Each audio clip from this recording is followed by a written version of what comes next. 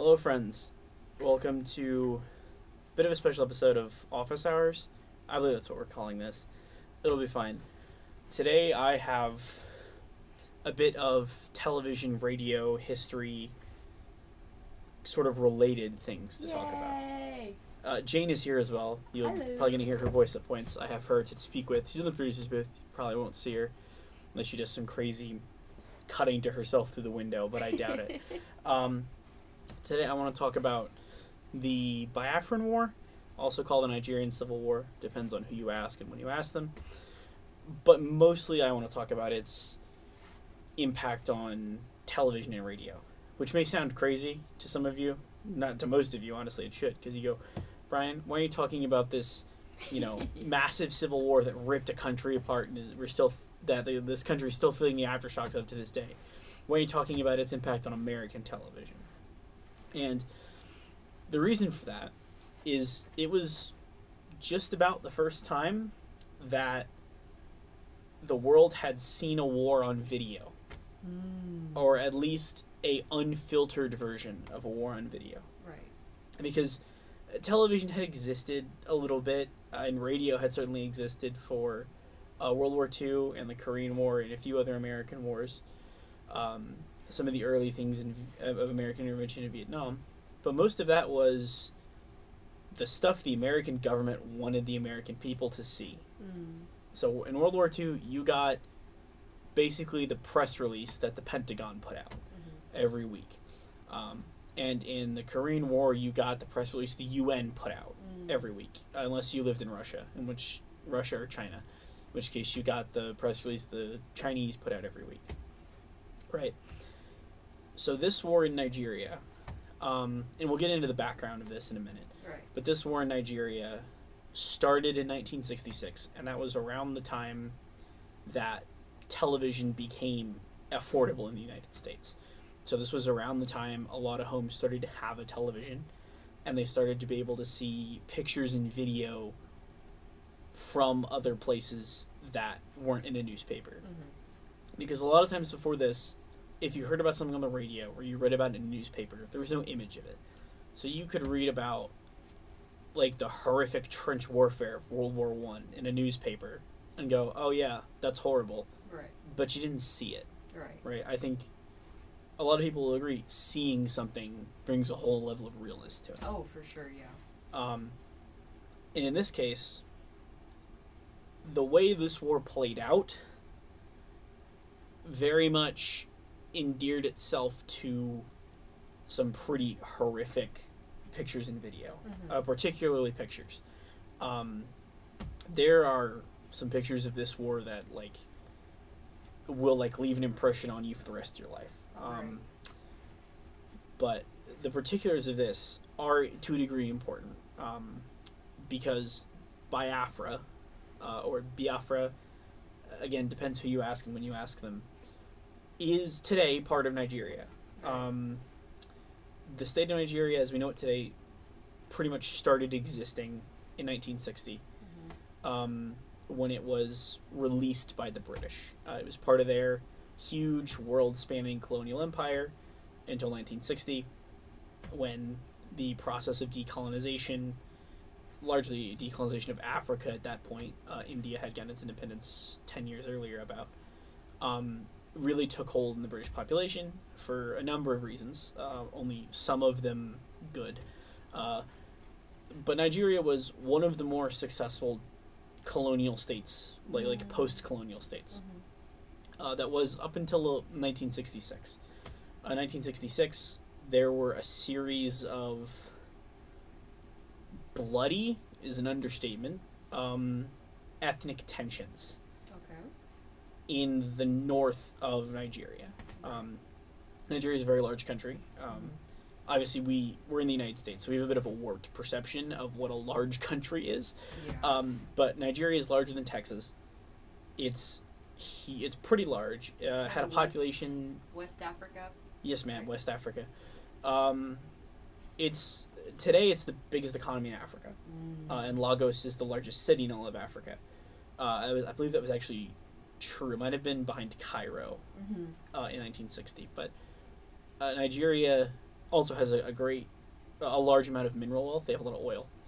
A lot of oil, a lot of mineral wealth, and their agriculture is doing pretty well right now. Stuff like palm oil. But at the time of decolonization, it was mostly oil and mineral extraction. Right. And these so Nigeria at the time and to this day has three major ethnic groups. You have the Hausa Fulani. Apologize if I say these wrong. In the north of the country, closer to Niger and Chad. Funnily, Chad is not named after a person. It's named after a lake. I know, I just saw that and I was like, wow, that's a place name. Yeah, it's named after a lake in one of the local languages. There's a very, very, very long time ago, almost the entire country of Chad was covered by a lake. Fun fact, this area of the world has been inhabited by like Homo sapiens, like humans, for about as long as Homo sapiens has existed. We have evidence of anatomical humans there from like 6,000 BCE, so like 8 to 10,000 years ago. Right. And we have evidence of not Homo sapiens, but like related animals that are like 40 to 50,000 years old. Wait, Brian, what made you get interested in this specific topic? Because you seem like you know very much about it. And I'm just so interested, what made you popped in, like, the topic in your mind? So, and I'm just really impressed by your knowledge right now. In high school, we read, one of my English classes, we read a book Right. by a man who was a child during this whole conflict, during the Biafran War. And it was from his perspective. He was a very young boy. He didn't remember any of the war, but the book was essentially about his experience and the remaining, like, scars on the nation that still existed, right? Like, you can see buildings have like bomb craters in them, right? That they hadn't fixed by the 1980s. You had areas that still had like visible visceral scars of war, and that really caught my attention. And being the huge giant history nerd I was in high school and am to this day, I went and did digging into it.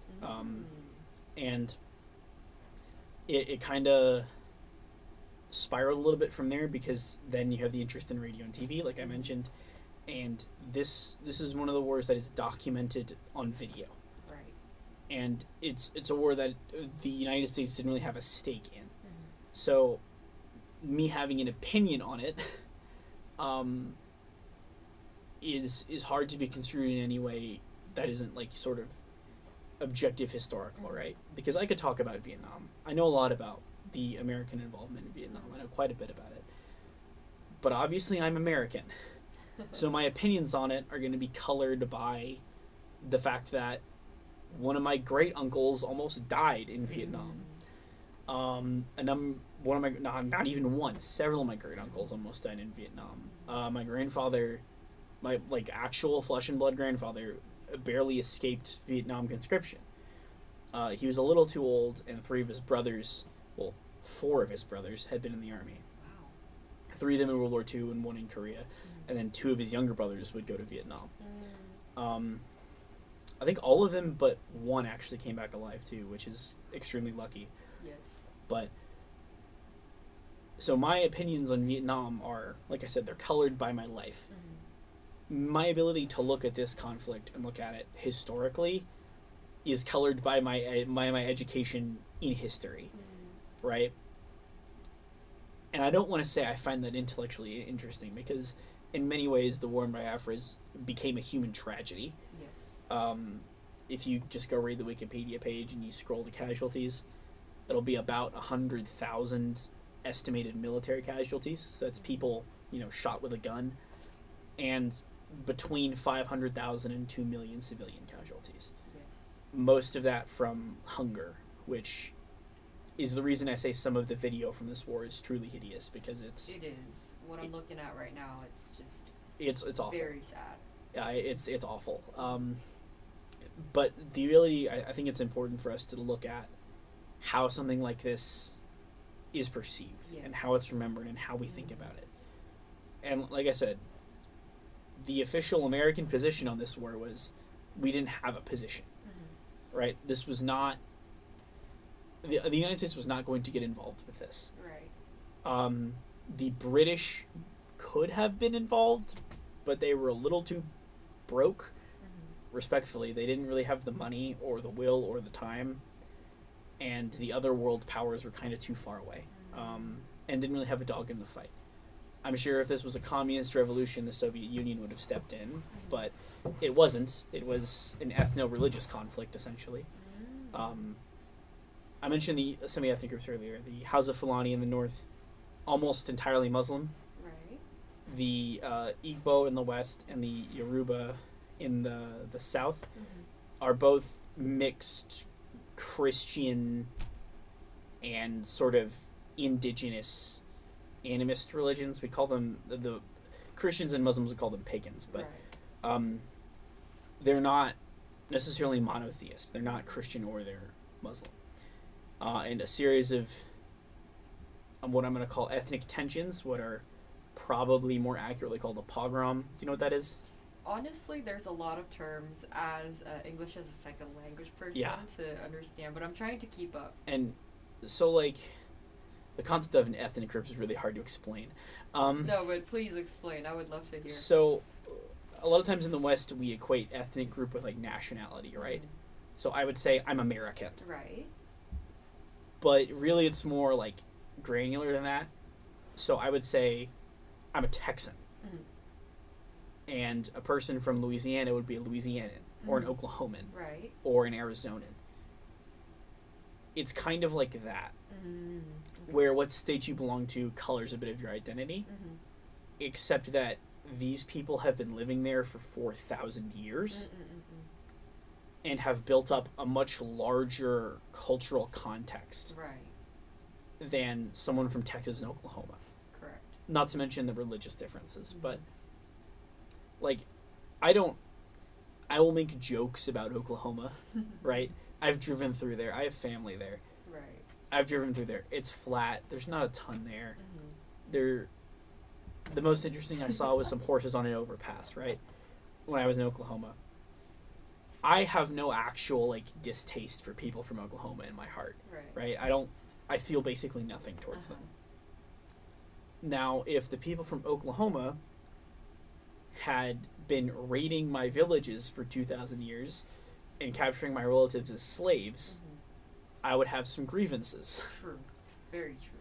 So, essentially, these groups in the modern state of Nigeria, at the time was modern. The territories have changed a little bit since.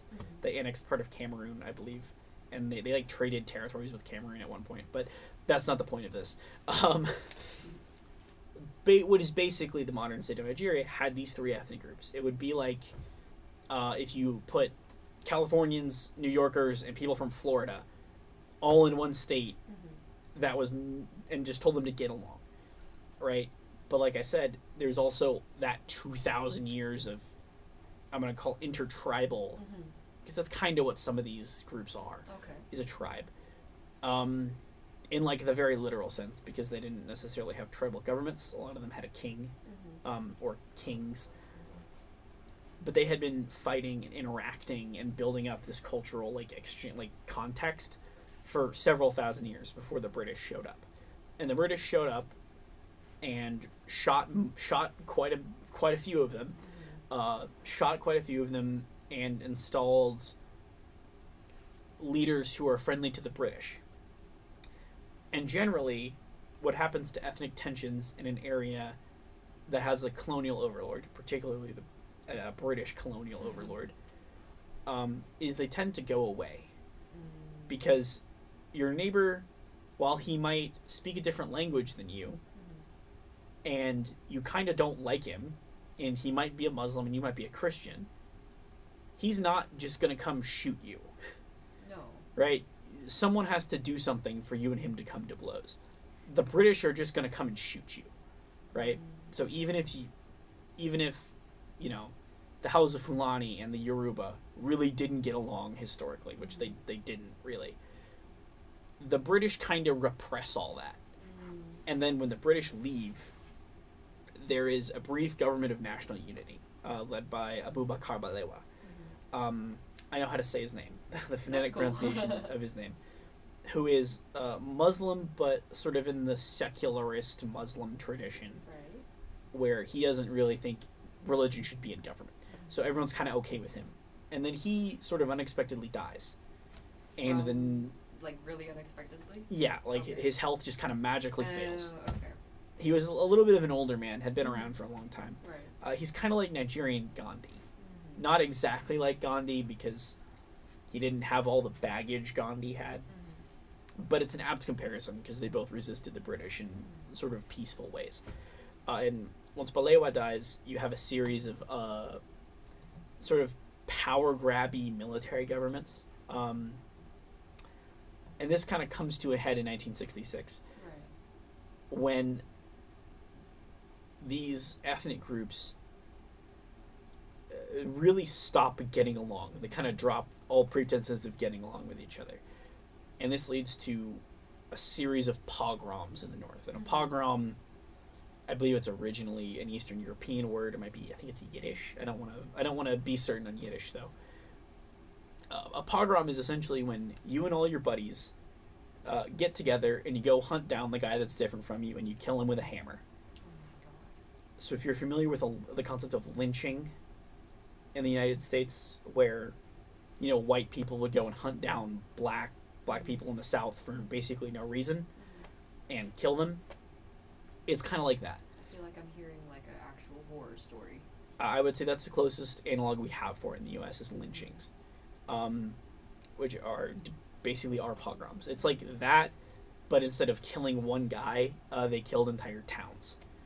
So a bunch of Hausa Fulani in the north go, we really don't like all these Yoruba and Igbo in our country. We want to get them out. We want to kill them. And they do that. They kill a lot of, mainly Yoruba. The Igbo kind of kept to themselves, and they were much friendlier with the Hausa Fulani, mostly because they weren't necessarily as religious as the Yoruba. That's another big part of this, is religious differences. And the Yoruba go, oh my, we really don't like being killed. Generally, being killed doesn't go well for you. No. So Nobody would. Yeah. And in this northern area, the Yoruba were a minority. And the Hausa Fulani were about 70% of the population would have been Hausa Fulani. So the remaining Yoruba flee south into their ancestral homeland, sometimes called Yoruba land. Mostly by the British, it's called that. And they they have a cadre, like a group of military officers who are all ethnic Yorubas. And they go, well, the Nigerian government is ruled by a Hausa Fulani, who's president, and they have a majority in a lot of the government positions, and they didn't do anything about these pogroms, so they're not going to protect us. Right. So we have to protect ourselves. So they go and declare independence. And that independence is the Republic of Biafra. This kind of simmers for a little bit and eventually kind of explodes. The neighboring nation of Ghana attempts to kind of mediate this. Stuff like this happened kind of a lot to post-colonial states. Oftentimes you would have a colonial state that had 3 or 4 big ethnic groups in it, and then you give it 10 years and now it's 2 states. Yeah. Now it's 2 countries, or now it's 3 countries, right? Because these ethnic groups a lot of times won't get along.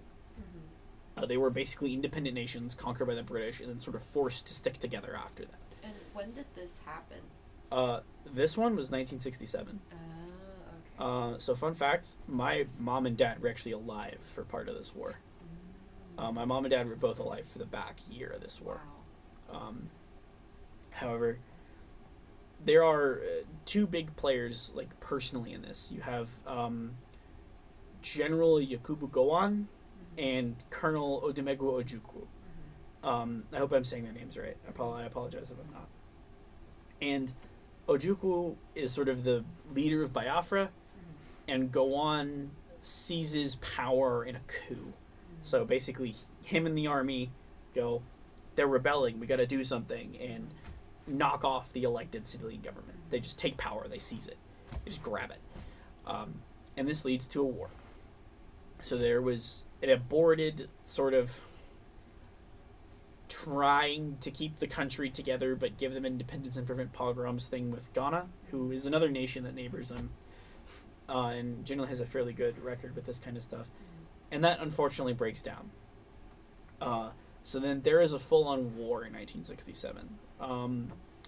Like full-on shooty war. Like things are bad. Right. And this really doesn't help that most of the Nigerian economy was sustained by oil at the time.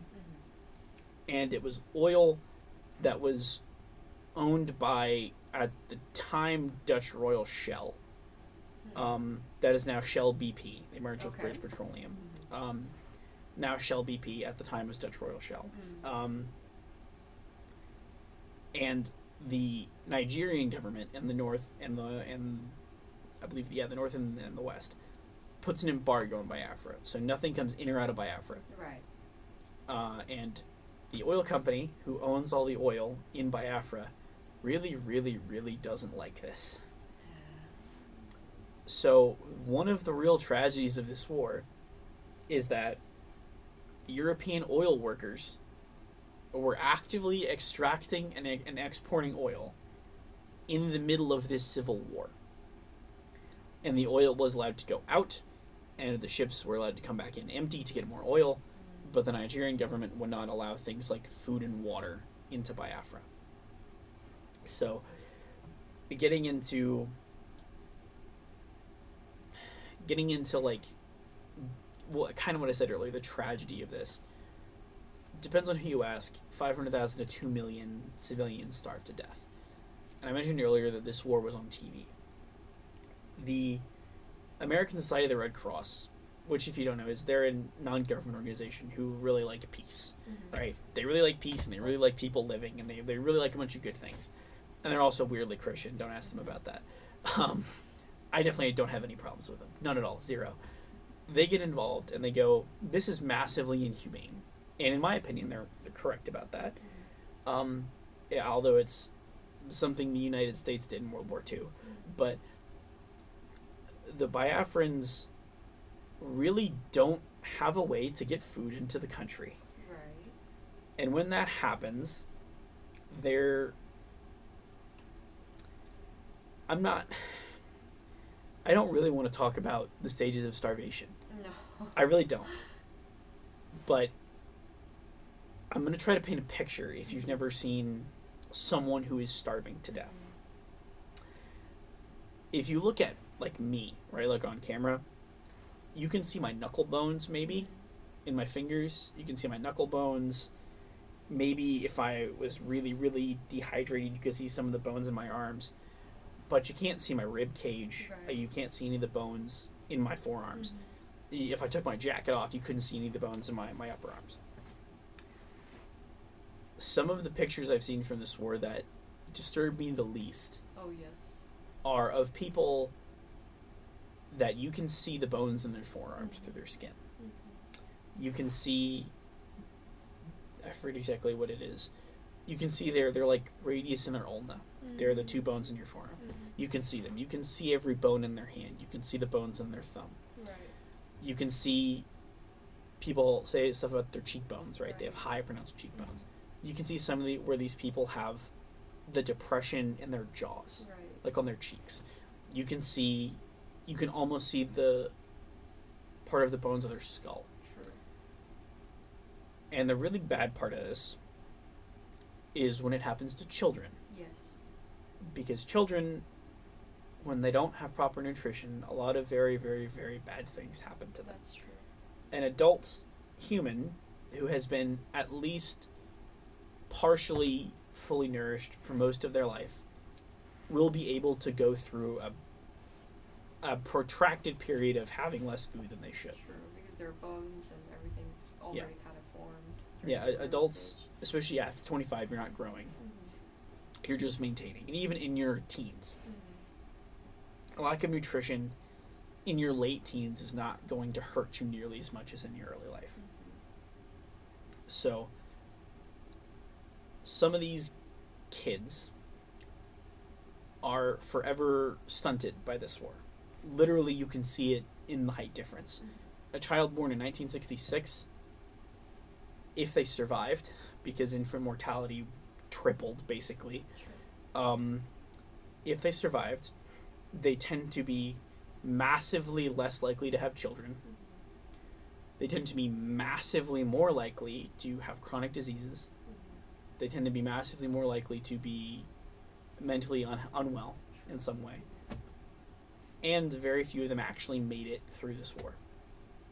So the thing I really want to highlight is when we see modern conflicts, when we see things in the news, when we see things going around, we live in a world where that's kind of normal, right? To see awful stuff on the news. And it's kind of hard to put yourself back into a world where it wasn't normal for things to be like that. Right. And a war like Biafra puts you in a place and in a time, and it sort of anchors you in a reality, at least a lot of the video, because that's really what I want to highlight are the pictures. Well, I'm not going to show them. We're not going to edit them or anything, and we're not going to... If you want to look them up, they are very, very, very graphic. Yes. Like, if you've never seen someone in the midst of starving to death, it's one of the worst things I think you could kind of ever see. That, along with someone being napalmed, but that's a topic for another video. Napalm. But this war grounds you in a reality where the, like, hideous part of humanity, like the worst thing you could think of, was real, and you know it was real, but it's kind of new.